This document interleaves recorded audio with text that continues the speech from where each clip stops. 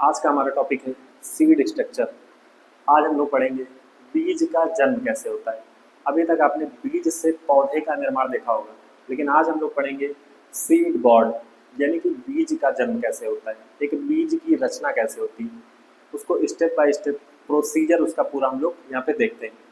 तो बीज निर्माण के लिए सबसे पहले सेक्सुअल रिप्रोडक्शन यानी लैंगिक जनन का होना बहुत ही जरूरी होता है। अब लैंगिक जनन की प्रक्रिया में होता क्या है? लैंगिक जनन की प्रक्रिया में जो आपका मेल गैमेट होता है और फीमेल गैमेट होता है वो आपस में फ्यूज होते हैं। जब मेल गैमेट और फीमेल गैमेट आपस में फ्यूज होते हैं तो इस प्रक्रिया को बोलते हैं फर्टिलाइजेशन, यानी कि निषेचन। फर्टिलाइजेशन की क्रिया के पश्चात क्या बनता है? फर्टिलाइजेशन की क्रिया के पश्चात बनता है जाइगोट, और जाइगोट से फिर एम्ब्रियो का निर्माण हो जाता है। ठीक, यानी कहने का तात्पर्य यही है कि बीज के निर्माण के लिए जहाँ पर भी बीज का निर्माण होगा वहाँ पर मेल गैमेट और फीमेल गैमेट का आपस में फ्यूज होना बहुत ही जरूरी है, उनमें आपस में फर्टिलाइजेशन होना बहुत ही जरूरी है। ठीक, तभी जाइगोट का निर्माण होगा और फिर एम्ब्रियो बनेगा, भविष्य का नन्हा पौधा। ठीक, यानी कुल मिलाकर कहने का तात्पर्य यही है कि बीज निर्माण के लिए सेक्सुअल रिप्रोडक्शन यानी लैंगिक जनन का होना बहुत ही जरूरी है। किसी प्रकार के असेक्सुअल रिप्रोडक्शन या जो भी अन्य प्रकार का वेजिटेटिव प्रोपोगेशन है वहाँ पे बीज का निर्माण नहीं होता है। बीज निर्माण के लिए सेक्सुअल रिप्रोडक्शन यानी फर्टिलाइजेशन का होना बहुत ही जरूरी होता है। अब इसका प्रोसेस क्या होता है इसको देखते हैं। ये एक फिगर है, ये है हमारा फीमेल पार्ट, ये फ्लावर का फीमेल पार्ट है, इसको हम लोग देखते हैं। आपको पहले से पता है ठीक कि जो फीमेल पार्ट होता है उसमें कौन कौन से मुख्य भाग होते हैं। तो फीमेल जो पार्ट होता है इसमें 3 मुख्य भाग होते हैं। ये जो सबसे ऊपर का चपटा हुआ भाग होता है इसे बोलते हैं स्टिग्मा यानी कि वर्तिकाग्र, और जो सबसे नीचे का डोन से भी ये उभरा हुआ भाग आपको देखने को मिल रहा है इसे बोलते हैं ओवेरी यानी कि अंडाशय। और स्टिग्मा को ओवेरी से जोड़ने वाला ये जो बीच का नलिकाकार लंबी नली के समान भाग देखने को मिल रहा है इसे बोलते हैं स्टाइल यानी कि वर्तिका। ठीक है, अब ओवेरी में क्या होता है? ओवेरी में पाया जाता है ओव्यूल। ठीक, ओवेरी में पाया जाता है ओव्यूल। अब आपको पता है कि फर्टिलाइजेशन की क्रिया के पश्चात जो भी फल और बीज बनता है वो कहाँ बनता है? तो फल और बीज जो बनता है वो बनता है फीमेल पार्ट में, कभी भी मेल पार्ट में फल नहीं बनता।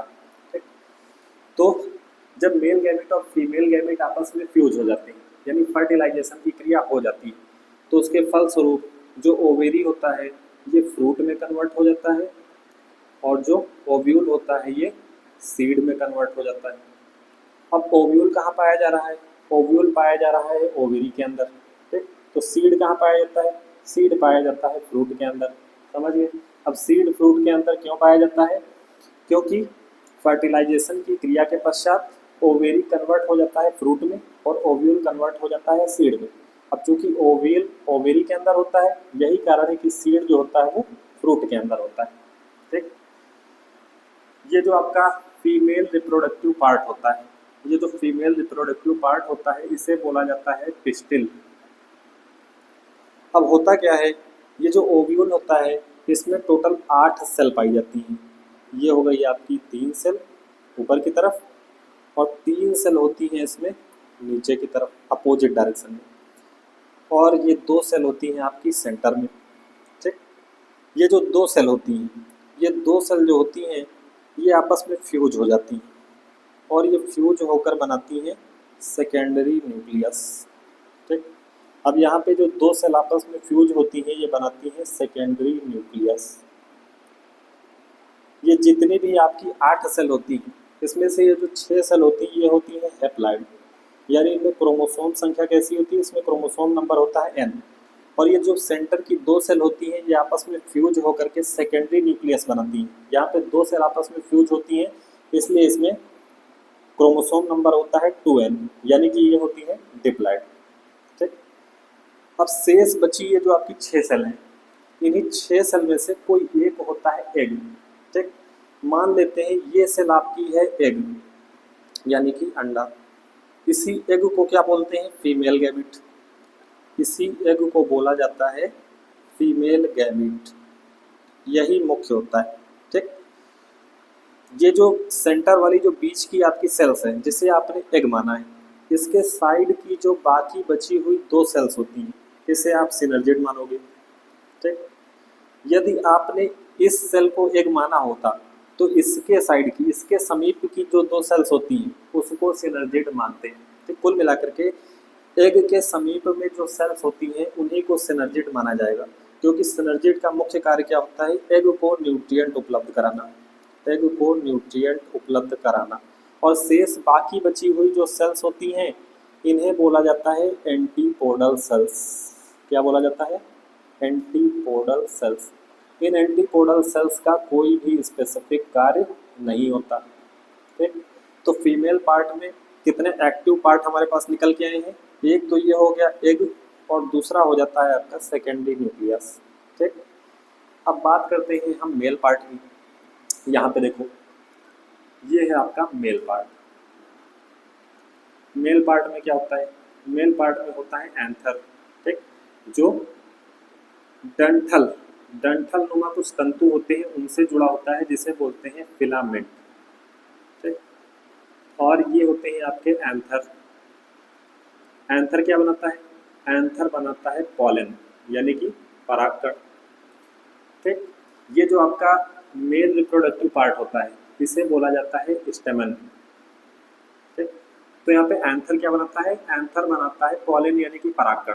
अब ये जो परागकण होते हैं ये इंसेक्ट के माध्यम से या एयर के माध्यम से या फिर वाटर के माध्यम से, किसी भी माध्यम से ये इस फीमेल पार्ट के स्टिग्मा पर पहुंचते हैं।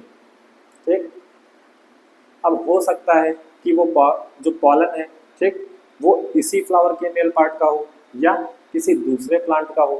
ठीक, यदि इसी फ्लावर का है तो सेल्फ पॉलिनेशन हो जाएगा, यदि किसी दूसरे प्लांट का पॉलन है तो वो क्रॉस पॉलिनेशन हो जाएगा। इसके विषय में हम अलग से लेक्चर देखेंगे।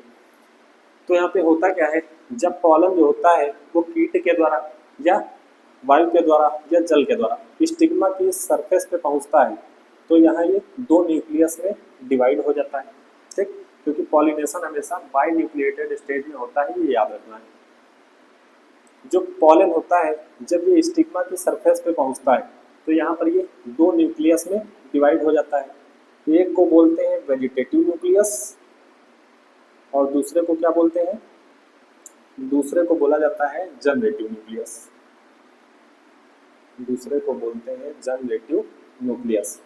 अब इन केंद्रक यानी न्यूक्लियस को जाना कहाँ पे? इन न्यूक्लियस को पहुंचना होता है यहाँ ओव्यूल के अंदर एग के पास फर्टिलाइज होने के लिए। अब यहाँ पे ना कोई रास्ता है, ठीक, ना तो कोई ट्रॉफिक है। अब ये जो न्यूक्लियस है ये ओव्यूल के अंदर इस एग तक जाएंगे कैसे? इनको कौन ले जाएगा वहाँ तक? कौन इनको राह दिखाएगा? तो यहाँ पे जो वेजिटेटिव न्यूक्लियस होता है ये क्या करता है? यहाँ पे एक पाइपलाइन बनाता है। ठीक, ये स्टाइल के अंदर एक पाइपलाइन का निर्माण कर देता है, एक तरीके से समझ लो हाईवे बना देता है ना। एक तरीके से पाइपलाइन का यहाँ पे निर्माण कर देता है जिससे बोलते हैं पॉलन ट्यूब। क्या बोलते हैं? Pollen tube. जो वेजिटेटिव न्यूक्लियस होता है यही जो पॉलन ट्यूब बनाने का कार्य करता है, इसीलिए इसे ट्यूब न्यूक्लियस भी बोलते हैं। तो ट्यूब न्यूक्लियस भी बोलते हैं। ये राह दिखाता है, बताता है कि पॉलन ट्यूब कहाँ पे बननी चाहिए, उसकी दिशा क्या होनी चाहिए, उसकी डायरेक्शन निर्धारित करने का काम कौन करता है? Vegetative nucleus. फिर इसके पीछे पीछे पीछे पीछे जनरेटिव न्यूक्लियस आता है। अब जब जनरेटिव न्यूक्लियस आ रहा होता है तो रास्ते में उसका माइटोटिक डिवीजन हो जाता है। तो क्या हो जाता है? Mitotic division. और जब जनरेटिव न्यूक्लियस का माइटोटिक डिवीजन होता है तो ये 2 केंद्रक में यहाँ पे डिवाइड हो जाता है। ठीक, 2 न्यूक्लियस में ये भी डिवाइड हो जाता है। यहीं पर इसको बोला जाता है मेल गैमीट। यहीं पे इसको बोलते हैं मेल गैमीट। तो अब आपके पास यहाँ पे 2 न्यूक्लियस एक्टिव होते हैं और फीमेल पार्ट के अंदर कितने एक्टिव भाग थे? तो यहाँ पे भी 2 चीज़ें जिंदा थी। एक आपका एग हो गया जिसे आप बोलते हो फीमेल गैमीट, और दूसरा होता है सेकेंडरी न्यूक्लियस। ठीक, हिसाब बराबर। तो अब यहाँ पे होता क्या है, देखो अब यहाँ पे होता क्या है, ये जो आपका मेल गैमीट है ये एग के साथ फर्टिलाइज होता है।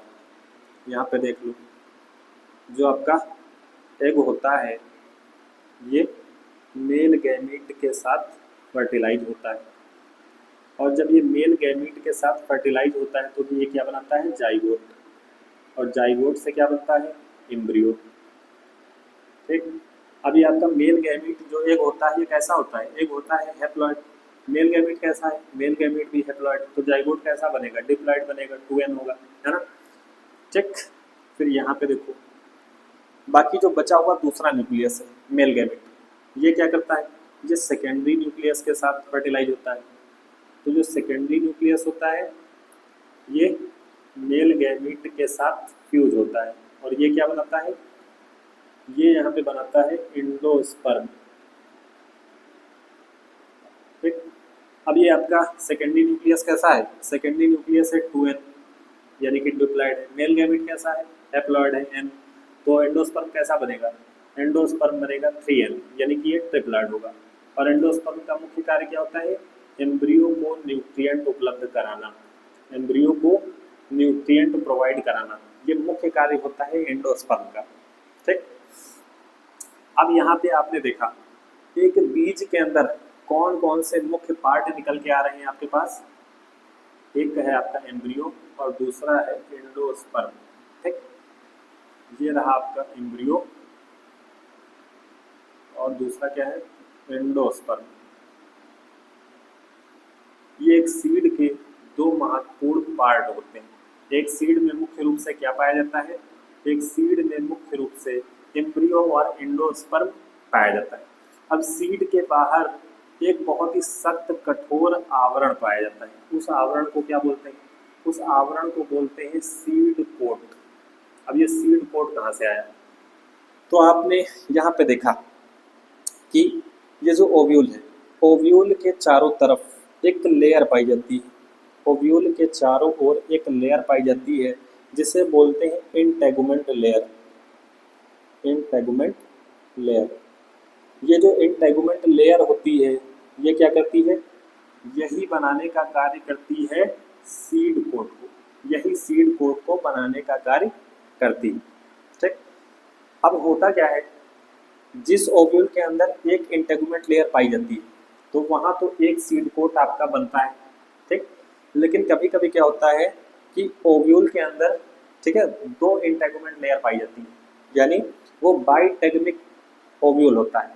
तो वहाँ पे क्या होता है, जब दो इंटेगुमेंट लेयर पाई जाती है यानी कि इनर इंटेगुमेंट लेयर और आउटर इंटेगुमेंट लेयर, तो वो मुख्य रूप से दो सीड कोट का निर्माण वहाँ पे करती है।